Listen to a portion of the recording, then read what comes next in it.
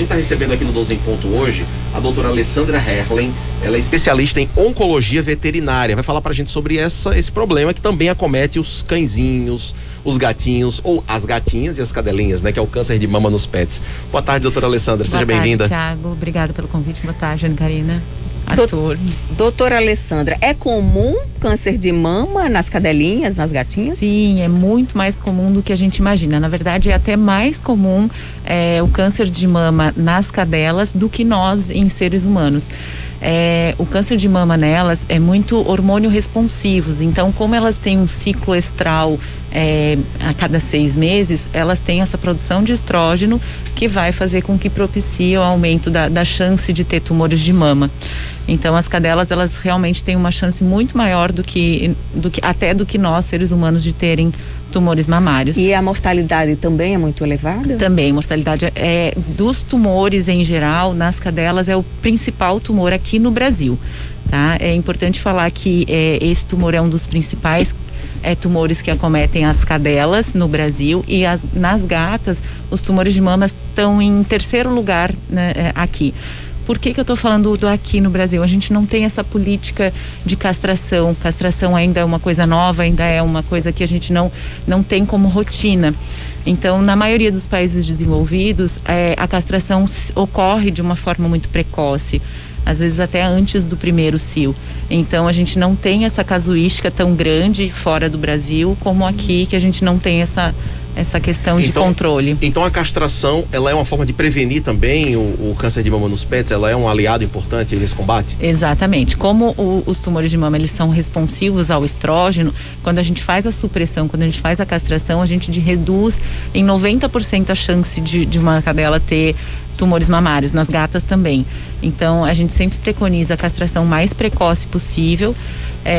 Antes a gente preconizava até antes do primeiro cio, mas hoje em dia a gente sabe que a castração muito precoce, ela pode dar problemas osteoarticulares, por não ter fechamento de epífise óssea. Então a gente, hoje em dia, para cães de pequeno porte, que é o que a gente mais tem, né, dentro de casa, todo mundo tem um cachorrinho pequeno, a gente preconiza a castração após o primeiro cio. Doutora, agora essa seria a única forma de prevenir e evitar o câncer de mama? Não existe uma outra forma menos invasiva? Porque você tem que ser um animal saudável, né? E aí você vai partir para um procedimento que é bem radical, né? Uma castração, você vai... É uma mutilação, de certa forma. Sim. E você vai impedir, por exemplo, a vida reprodutiva, não vai poder cruzar para ter filhotinhos. Enfim, você interfere totalmente no ciclo natural do animal. Como forma preventiva, a castração seria mais efetiva. Mas a gente tem sempre a questão do diagnóstico precoce, né? Então, como a gente estava comentando aqui um pouquinho antes sobre o autoexame, na verdade não seria um autoexame, né? Mas seria o exame através do tutor. Na hora do banho, na hora do carinho, na hora do afago, tá o tempo todo palpando as mamas, observando inclusive comportamento desse animal. As cadelas que têm maior que tem com mais frequência pseudociese, que a gente chama, que é a gravidez psicológica, que as mamas ficam edemaciadas, algumas até chegam a produzir leite, elas têm uma maior chance de desenvolver tumores mamários. Então, o tempo todo, a palpação, o diagnóstico precoce, na verdade, não evitaria, mas a gente conseguiria intervir antes que isso antes que o diagnóstico seja pior. Só fazer um registro, essa questão da castração, a mentalidade sobre isso tem mudado bastante, né? Recentemente, a doutora Alessandra iniciou falando exatamente sobre isso, que no Brasil ainda há um pouco de resistência a isso, mas a castração, ela é importantíssima, não só para a questão do câncer de mama, que a gente está tratando aqui agora, mas especialmente para o controle populacional, né? A gente sabe que uma gatinha, quando, por exemplo, está reproduzindo ali, ela tem, às vezes... Quantos filhotinhos de uma vez, doutora Alessandra? A média? Ela tem em torno de 5 filhotes. Na média, mas às vezes é mais, né? Exatamente, a cada 3 meses. Então, a gente tem 4 crias de uma gata adulta por ano. E aí o tutor muitas vezes não tem condições, né, de criar, né, aquela quantidade toda de animais, aí às vezes, ou quando encontra um doador ainda tudo bem, mas às vezes acaba abandonando, enfim. Então, para o controle populacional é muito importante, até por uma questão de saúde também. Então, a castração ela é importantíssima, né? A castração provoca algum tipo de risco? Porque eu vou confessar, eu tenho um cachorrinho, tenho um pet, né, um maltês, e fui aconselhada muitas vezes, vai castrar não o seu cachorrinho, e eu nunca castrei o meu Tom, tem 8 anos já, porque eu tinha medo de submetê-lo a um procedimento. Ele saudável, eu vou submeter o meu animal a um procedimento, né, cirúrgico, anestesia, com tudo, vou colocá-lo em risco. Então, passa pela cabeça, né, do tutor, no Precisa meu caso, desse medo, eu sou mãe de pet. Eu acho que hoje em dia, tanto os procedimentos cirúrgicos quanto as anestesias são muito seguras, são tão seguras quanto as cirurgias humanas. Mas agora você chegou num ponto importante. O seu cachorro é macho, né? Então, quando a gente fala em castração de macho, a gente está em Outubro Rosa, onde a gente fala muito em fêmeas, né? Em tumores mamários.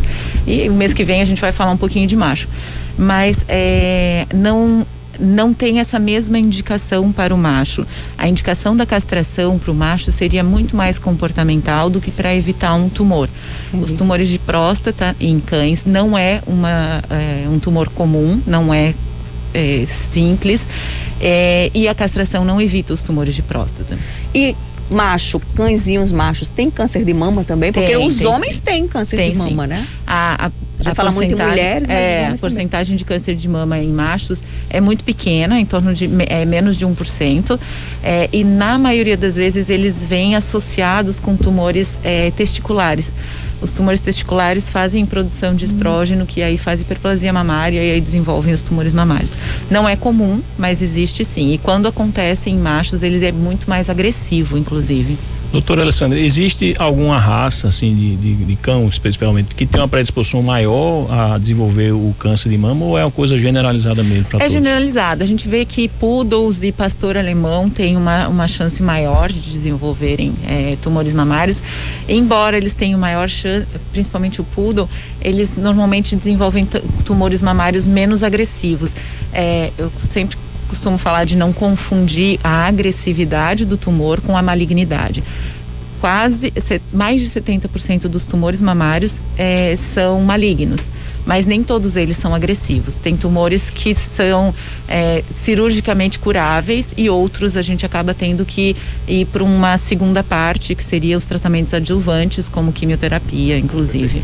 Doutora Alessandra, então temos como aliados aí na prevenção do câncer de mama nos pets a castração. Sim. Eu queria perguntar se há outra ação que os tutores podem realizar junto aos seus pets para evitar. O autoexame, né, que ela falou. O autoexame é para diagnóstico precoce, né? Diagnóstico precoce. Mas nos humanos a gente fala que também a prevenção pode ser através de mudanças de hábito, né? Prática de atividades físicas, boa alimentação. Isso se aplica também aos cãezinhos.